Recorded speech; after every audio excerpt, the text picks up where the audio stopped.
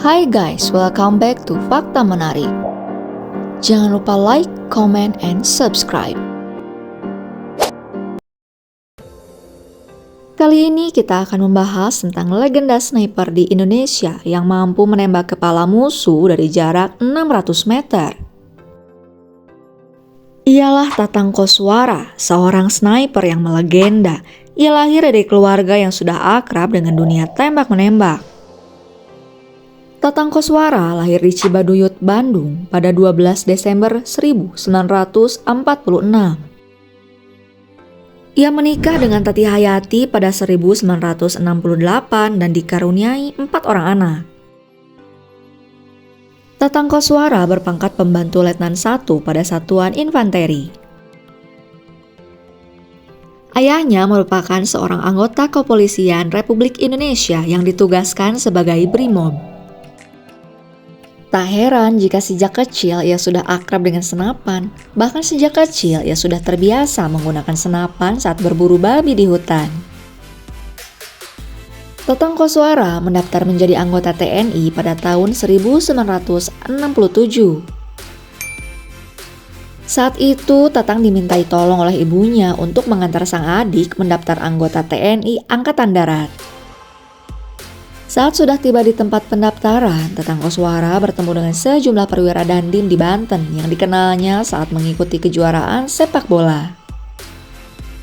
Para perwira dandim itu meminta Tatang untuk mengikuti pendaftaran menjadi anggota TNI saja.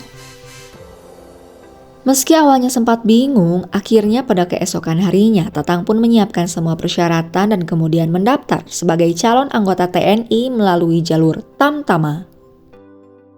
Tatang pun akhirnya lulus, namun sang adik justru tak lulus dan harus mencoba lagi pada tahun berikutnya.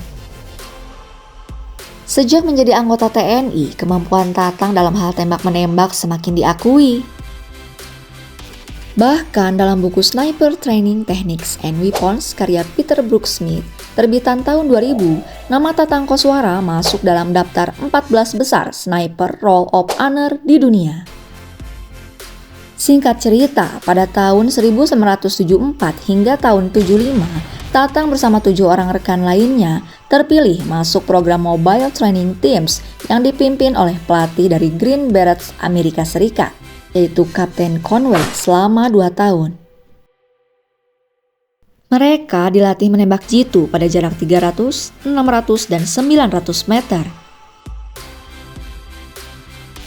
Tak hanya itu, mereka juga dilatih melawan penyusup, sniper, kamuflase, melacak jejak, dan menghilangkannya. Dari 2 tahun masa pelatihan ini, hanya 17 dari 60 orang yang lulus dan mendapat senjata Winchester model 70. Senjata Winchester 70 memiliki keakuratan sasaran hingga 900 meter. Senjata dan ilmu yang didapat Tatang dari pasukan elit Amerika Serikat ini membantu Tatang dalam pertempuran. Tak lama kemudian, Tatang Koswara ditarik menjadi sniper sekaligus pengawal pribadi oleh Kolonel Edi Sudrajat saat terjun ke medan perang di Timor Timur pada tahun 77 hingga 78. Ia memiliki sandi siluman 3. Tatang dilengkapi dengan senapan Winchester 70 dan baju kamuflase. Ia pun sengaja membuat sepatu dengan alas terbalik, tujuannya tentu saja untuk mengelabui musuh yang berpatroli. Tatang Koswara mendapat 2 tugas saat berada di medan perang. Yang pertama adalah melumpuhkan kekuatan musuh, dan yang kedua menjadi intelijen yang bertugas untuk masuk ke jantung pertahanan dan mengacaukan pertahanan lawan. Pada pertempuran tersebut, Tatang Koswara berhasil melumpuhkan puluhan anggota Fretilin. Bahkan disaksikan sendiri oleh Letnan Ginting selaku pengawalnya. Ia berhasil mewafatkan musuh dari jarak 300 hingga 600 meter. Lalu Tatang Koswara pun pensiun pada tahun 1996 pada usia 50 tahun.